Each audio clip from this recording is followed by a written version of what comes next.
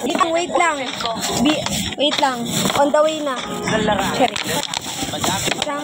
Isang kiss ng Red Horse. Malaki kuya, may boteka. May ano ka? Okay, kompleto.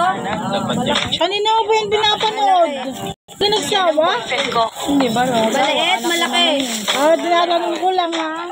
Katamtaman. 585. Ano pa? Kasama ko yung anak ko kaya Hi guys, makakami ko lang ng bahay. sinabihan ko nga si Edward, mas gusto pa akong makasama yung anak ko kaysa sa iyo. Wala. Hindi lang sabi. 3, 4, 5, 6. Kasi pag asawa mo kasama mo, maraming problema, na-stress ka. Yung anak mo, na-stress ka nga, pero pag mamangiti, nawawala yung ano mo. Galit. Tapos ihag ka pa, anak to. Be, dyan mo naman ilagay sa tapat mo, naman dyan sa may kahamis mo. Ba't wala ng tao? Mas gusto pa kasama kong anak ko kaysa ni Edward. O di, balik mo sa nanay. Di balik mo nga sa pwet ng nanay niya. Bakit sakit ba siya lumabas? Mas masarap po makasama yung anak mo kaysa mga lalaki na di ba?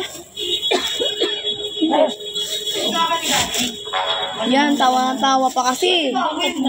Hindi, alikabo kasi yan. Alikabo. Alam mo, sobrang linis. Chucky, bilisan mo. Chucky na maliliit yan, kay kuya. Ay mo, pang maniwala. Asis mo na. Kaya, kuya. Hi guys, nandito ako ngayon sa office at tinala ko yung binili kong pabango sa atin. Ano? Ngayon, iti-testing natin sa mga ka-workmate. 90? 90 ata.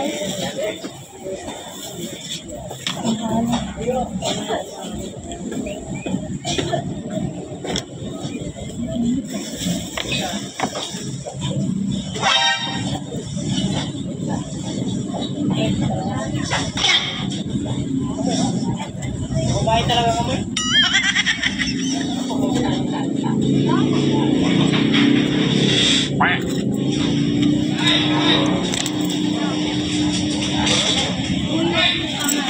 Ano nga itong car wash?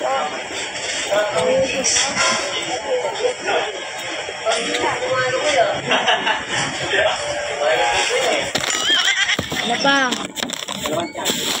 Daki, malaki, maliit.